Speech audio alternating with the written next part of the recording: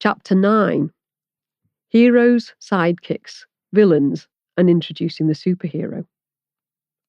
What works, what helps, and what makes it worse?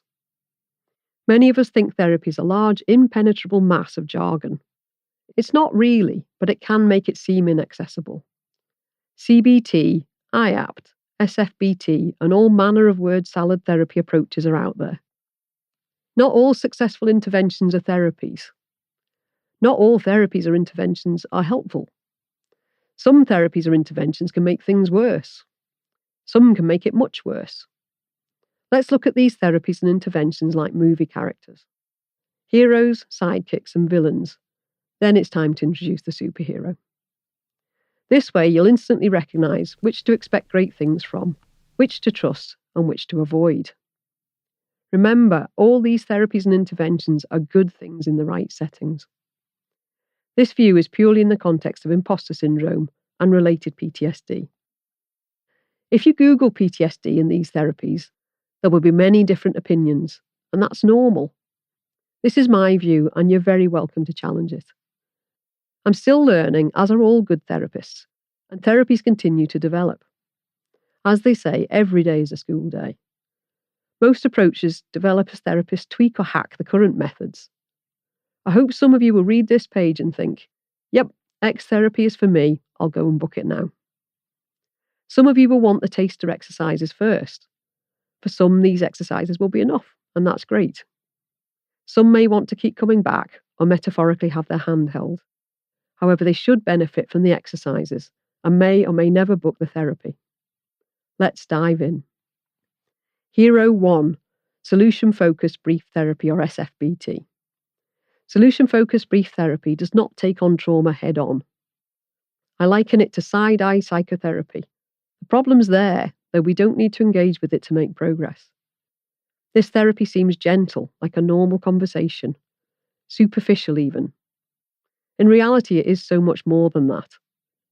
It assumes that progress is possible without any reference to the problem. That's great if thinking or talking about the problem makes you feel worse. It starts where you are and defines where you want to be. That all sounds a bit zen. Don't be fooled. In the first session, clients in the room see where they want to be.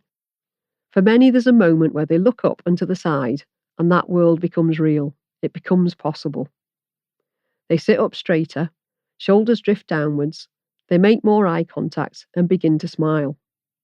Solution-focused therapy is remarkably effective in most situations. I've had it myself numerous times with remarkable results. There were some fantastic transformations, and I always thought I was fine before I had it. Hero 2, the blast technique. The blast technique takes an almost opposite approach. Having both therapies available allows a good fit for most people's situations. Blast brings traumatic memories front and centre and actively reprocesses them. When properly repackaged, they can pass through the amygdala filter along the hippocampus to be filed away in the cortex or library. They'll be there if and when we want to access them. Some traumas sit right at the surface, right in our awareness. Some traumas need a little digging to come to the surface. And some are buried so deeply we have no conscious awareness of them. What happens in blast? Generally, a pen light is passed repeatedly between the left and right sides of your vision, and you follow the light with your eyes. Other methods do exist, such as clicks or taps on alternating sides. However, the pen light is by far the most common. You wouldn't think this would bring up intense physical or emotional reactions, but it can and it does. It can be an odd experience. You bring the memory up and then focus on alternate stimulation of the left and right sides of the body. You don't focus directly on the memory you recall. The reprocessing happens in the background while you focus on following a light from side to side. How do you choose between these two? Both methods generally need 1 to 3 sessions, occasionally more, at the start. One actively sidelines problems, SFBT, while the other actively seeks them out, blast. SFBT doesn't need the problem to find the solution. That's very different from completely ignoring it. Blast sounds a bit more intense and scarier. Blast goes for the root of the trauma to deal with it once and for all. And the once is important here. We don't want clients to relive these memories more than is necessary. Both can bring up deep emotions not openly expressed or acknowledged before. Which you choose is a personal choice. However, read on. What is the superhero? Combining these two opposite therapies. Being polar opposite therapies, you'd think these would mix like oil and water. Not so. The real kicker is how well they work together. For example, in emergency medicine, we use paracetamol and ibuprofen, as the sum of the two of them is better than adding the effects of each individually. Combining these therapies can be particularly effective. I use both of these therapies in the same session, almost every session, and they complement each other very well. Just like in medicine, where the combined effects of paracetamol and brufen are greater than the sum of the two parts, the same applies here. They turbo boost each other. Together, they're that magical combination, that superhero of therapy for trauma, including imposter syndrome. It's generally easy to find SFBT therapists. It's been around longer and more people have trained in it. Accredited BLAST practitioners are much less common. They're located across the UK and North America mainly. Luckily, most offer online consultations. There are a few who offer both together, and I'd try and seek them out. So who's the sidekick? Compassionate conversations. Compassionate conversations are supportive chats or heart-to-hearts with a trusted colleague or friend. I've given them a fancy title, but they're casual conversations. Some of these happen in informal debrief sessions at the end of a long day in theatre, after a particularly challenging meeting, or following disappointing results. They should also be possible on a quiet Tuesday morning, not just when we're feeling beaten. So many colleagues suffer from imposter syndrome, with all that energy wasted and all that added risk of burnout and breakdown.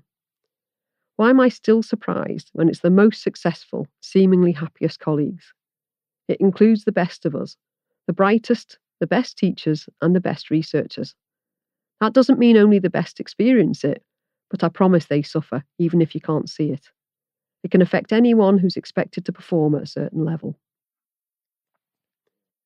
Talking to colleagues in person and online has been eye-opening. For some, it's that feeling of never being enough.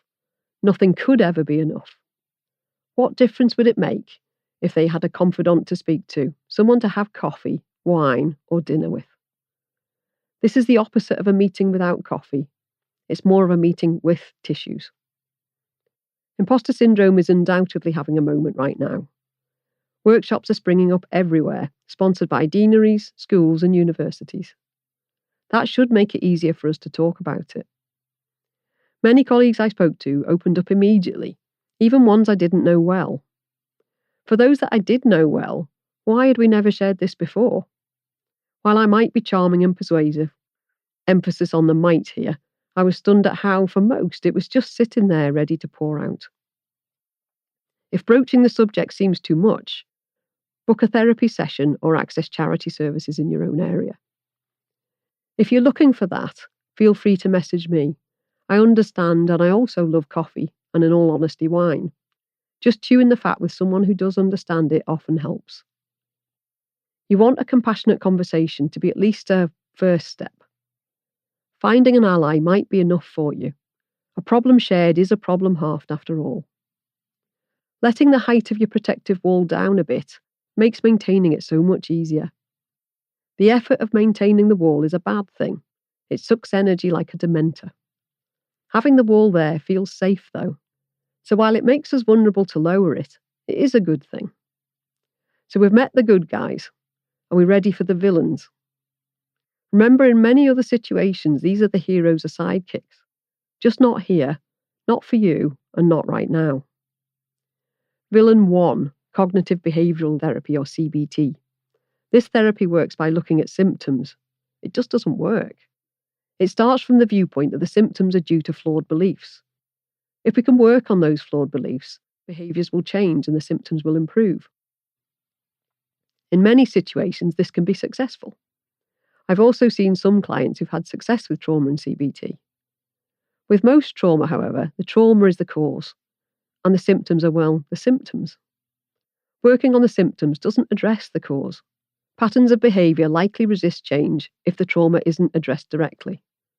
In addition, CBT may take much longer, months or years.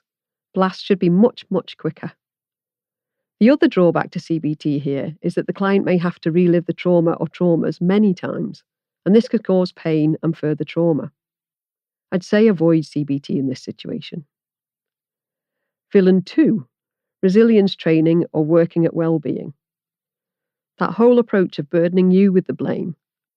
Not just that, on top of it all, you have to find extra time for sessions when you're already jiggered. It's precisely that, more work. It's the whole you just need to brigade. No, I don't. I'm exhausted. So why is it up to me to shoulder this alone? Imposter syndrome might have yet to make it into the diagnostic lists. But if 70% of us suffer from it at some point, it's not us. It's the system. Not an individual hospital or team, but the whole system. Now that we know effective treatments are available, why aren't we embracing them with both hands?